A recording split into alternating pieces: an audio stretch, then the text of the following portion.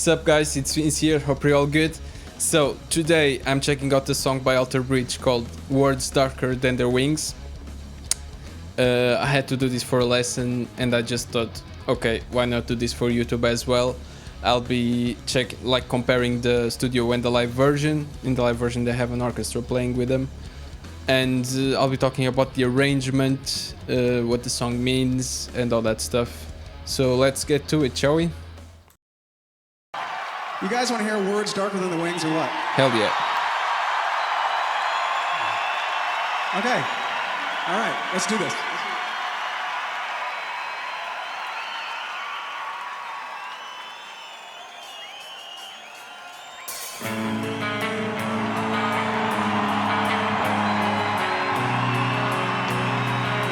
Six, eight. 1, 2, 3, 4, 5, 6. 1, 2, 3, 4, 5, 6. Okay, so first difference, live they have just an electric guitar playing this part, but in the studio obviously you can layer a couple guitars and they have I think a 12-string acoustic and a couple more. Exactly. In the studio sounds really good and it's awesome, but it takes up a whole lot of space, and live sometimes that's not very good. This tuning is C sharp, F sharp, C sharp, F sharp, G sharp, C sharp. Yeah, weird tuning.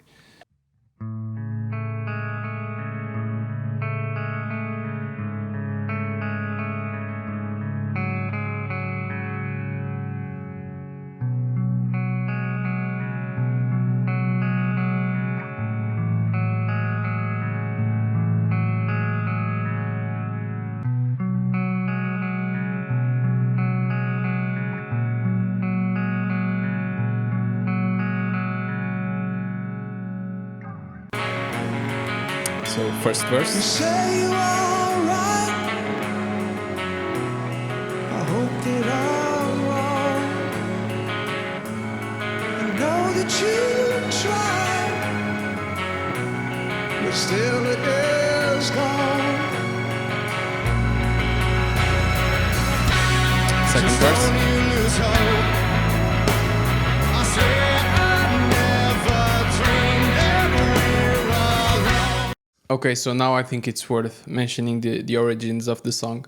I think it came out of a conversation between Myles and Mark, the two singers, in which Myles was basically saying he doesn't believe in a higher power and all that stuff, and Mark was telling him, how can you not believe, there has to be something.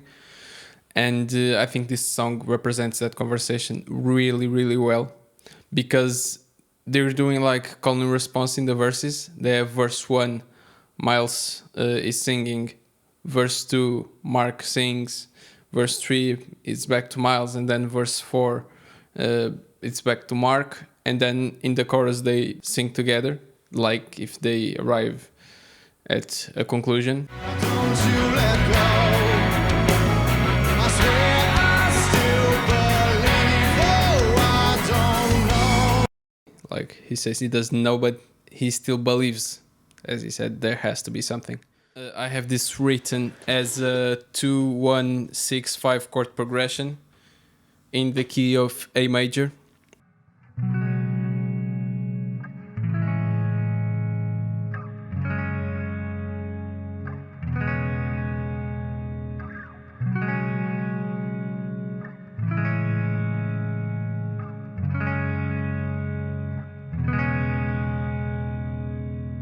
In this live version, the build-up in the verses for the chorus is way, way more present. In the studio, the verses, verse 1 and verse 3 are almost the same, and verse 2 and verse 4 almost the same. But here, on this live version, the orchestra helps building up the song. In the first two verses, it plays something just to add ambience, and then in the third verse, they start playing something similar to the guitar part, and then start going up from there, which adds way more tension and way more power to these verses. So then we can have a release in the chorus.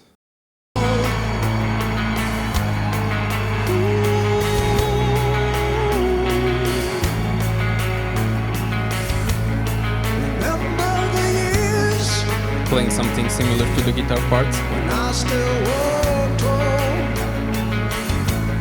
Now higher. Only fear, I only crawl. Tension.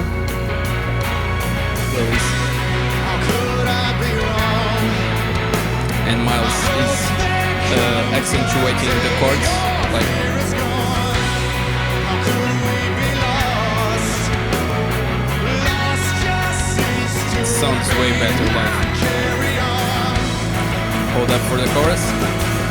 Drum fill. Into the light may you fall. Both vocals here. May you follow. So good. Into the light may you know. Truth alone. Okay, so they're basically playing like power chords. F sharp, E, A, power chord, yeah. And then they have like this minor sixth interval with the G here. So the progression is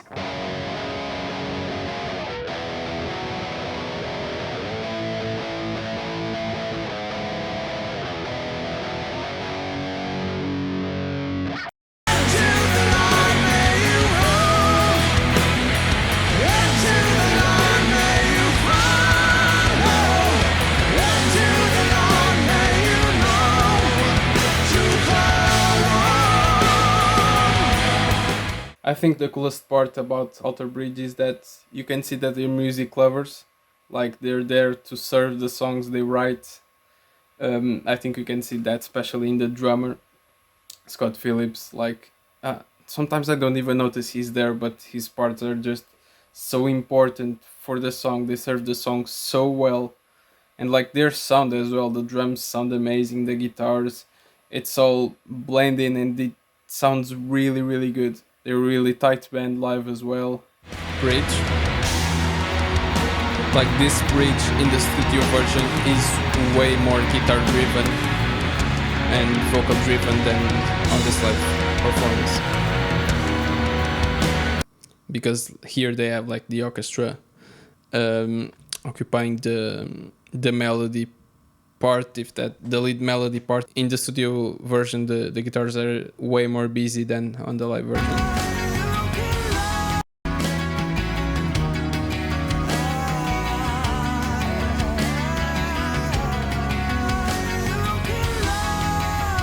The guitars are really, really loud.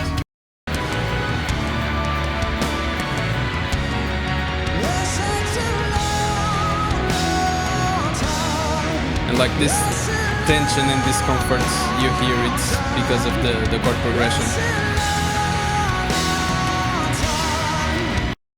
The part Mark is playing is like a bit of a chromatic thing.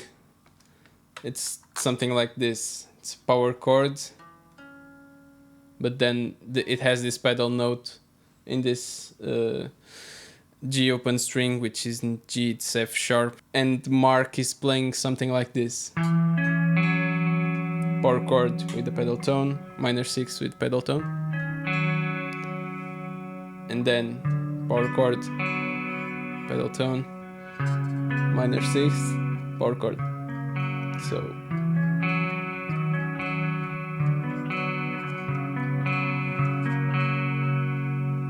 it has this chromatic. Obviously, just playing that out of nowhere will sound like nothing, but in the context, it sounds amazing. Because of this part that comes after. Drum fill. Two vocals again.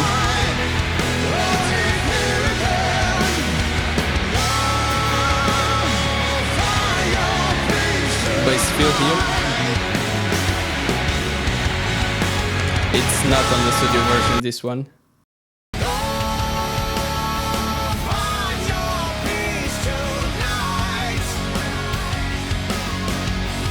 So no bass fill on the studio version, just a drum fill.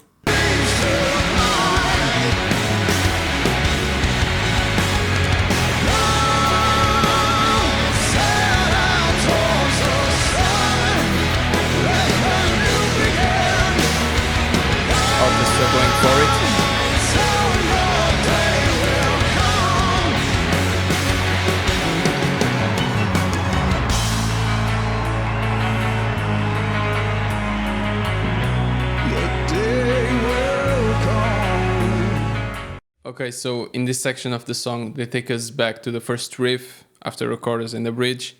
For me, what this means, like what I think they're doing is, okay, this is where it all started, but as you can see, we've come really, really far with this conversation. And like in terms of arrangement, it's always good to play with the dynamics. So we just came out of a section, like, besides emotionally strong and melodically strong, it was way up here in dynamics, and now we come down a bit to have like a blast in the last chorus and in the outro. The day will come.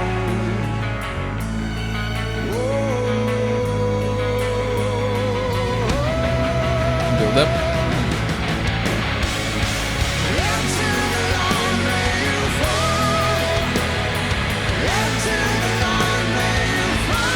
This last chorus it's just like everyone is going for it. The orchestra, the band, the audience.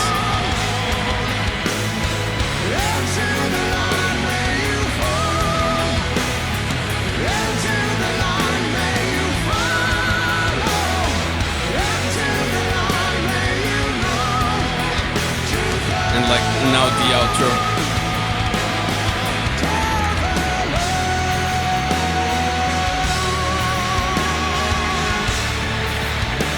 Let me just warn you, like, if you haven't heard this part of the song, just brace yourselves.